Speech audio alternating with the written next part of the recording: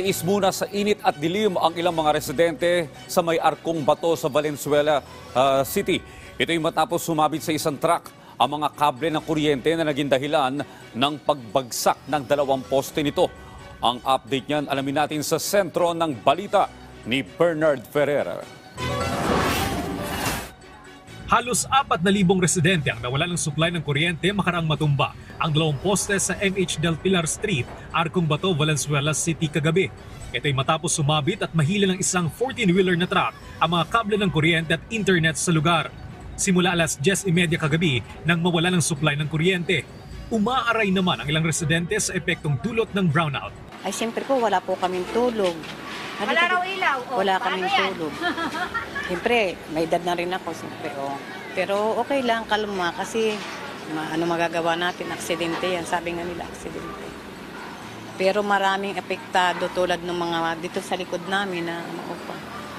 Meron siyang kainan. Maraming laman yung freezer niya. Dagdag-dagok din sa ilang naghahanap buhay at negosyante ang idinulot na brownout, lalo na sa nawalang kita. Paano po yan? Hindi kayo makadaan, hindi kayo makanegosyo. Ganyan talaga eh. Magkano po yung nawala sa inyong kita niya? Ano, kasi siguro mapuranad, gano'n. Yung ice cream po namin natunaw. Tunaw po lahat yan. Pati yung laman po ng rep namin.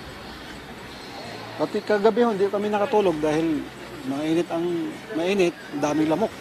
Ikinatuwa naman ang isang nagtitinda na sa kabila ng insidente ay kumita pa rin siya. Okay lang kahit walang ilaw kasi bumibenta naman. Madami na po kayo nabenta? Oo, bumenta na ako. Lalo na hindi makapunta sa polo dahil walang jeep ngayon. Sa ngayon, 68 residente na lang ang walang supply ng kuryente. Target ng Meralco na matapos ang pag-aayos sa mga naapekto na linya ngayong hapon. Sarado pa rin ang ilang bahagi ng MH Del Pilar Street kaya napipilitang maglakad ang ilang papasok sa trabaho o eskwelahan at ibang pauwi sa kanilang mga tahanan. Bernard Ferrer para sa Bayan.